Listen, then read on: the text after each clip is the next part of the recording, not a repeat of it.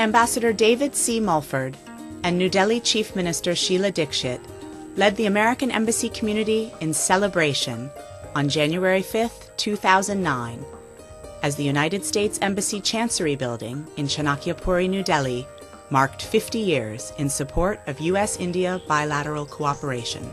Joined by a host of distinguished guests, the ambassador commemorated the 50th anniversary of the building's opening, which took place on January 5, 1959, in the presence of Prime Minister Jawaharlal Nehru. The building remains an outstanding example of Indian-American collaboration in design and craftsmanship, symbolic of the long friendship between India and the United States.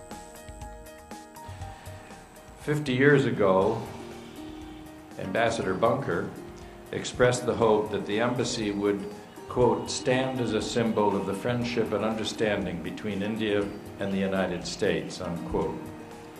And over the past 50 years, that friendship and understanding has remained and grown to new levels. For example, if you want to think about the influence that this building has had in America, I think many people who come here, when they see this building and see Roosevelt House over there, immediately say to me, oh, these are copies of the Kennedy Center. Architect Edward Durell Stone, also the designer of the Kennedy Center for the Performing Arts in Washington, D.C., sought to capture the best of South Asian architecture and blend it with modern American concepts in his design of the embassy building. At the time, architect Frank Lloyd Wright called it one of the finest buildings in the last 100 years. Planning for the embassy complex began in the early 1950s with the allocation of a 28-acre site in the Chanakyapuri area of New Delhi.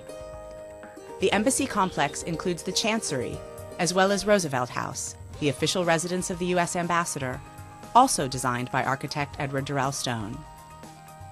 On September 1, 1956, Chief Justice of the United States Earl Warren laid the cornerstone, and he expressed the hope that the structure would become a temple of peace.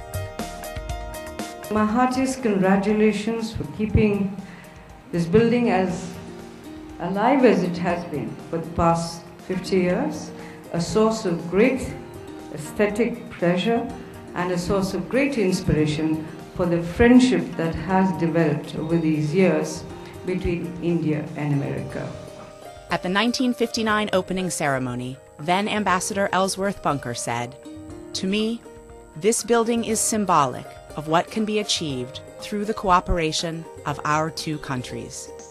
From beginning to end, it has been a joint venture."